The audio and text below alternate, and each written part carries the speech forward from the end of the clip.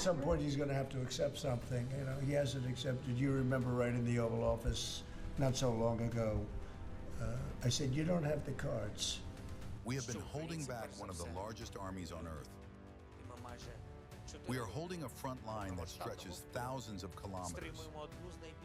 Our people endure nightly shelling, missile attacks, ballistic missile strikes, and Shahed drone attacks. Every day our people lose their loved ones, and our people desperately want this war to end. Yes, we are made of steel, but any metal, even the strongest, can give way. Remember this. Stay with Ukraine. Stay with our people. And that means stay with dignity and freedom. Ukrainians, there comes a moment in the life of every nation when everyone needs to talk things through, honestly, calmly, without speculation, rumors, gossip, without anything extra. Just as things are, just as I've always tried to speak to you. Right now is one of the hardest moments in our history. Right now, Ukraine is under some of the heaviest pressure yet. Right now, Ukraine may find itself facing a very tough choice. Either the loss of our dignity or the risk of losing a key partner. Either the difficult 28 points or an extremely hard winter, the hardest yet, and the dangers that follow. A life without freedom, without dignity, without justice. And that we trust someone who has already attacked us twice. They will expect an answer from us. Though the truth is, I already gave that answer. On May 20th, 2019, when taking an oath of loyalty to Ukraine, I notably said, I, Volodymyr Zelenskyy, elected by the will of the people as President of Ukraine, pledge with all my actions to defend the sovereignty and independence of Ukraine, to uphold the rights and freedoms of its citizens, to abide by the Constitution and the laws of Ukraine, to fulfill my duties in the interests of all my compatriots, and to strengthen Ukraine's standing in the world. For me, this is not a protocol formality to check off. It is an oath. And every day I remain true to every word of it, and I will never betray it. Ukraine's national interest must be respected. We're not making loud statements. We will work calmly with the United States and with all our partners. There will be a constructive search for solutions with our main partner. I will lay out the arguments. I will persuade. I will offer alternatives. But one thing is certain.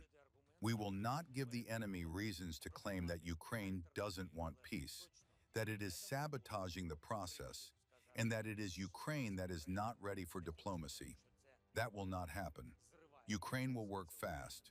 Today, on Saturday and Sunday, all next week, and for as long as it takes, 24/7, I will fight to ensure that among all the points of the plan, at least 2 are not overlooked. These are the dignity and freedom of Ukrainians. Because everything else rests on this: our sovereignty, our independence, our land, our people, and Ukraine's future.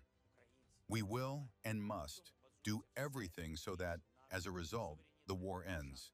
But Ukraine does not end. Europe does not end, nor does global peace. I've just spoken with Europeans.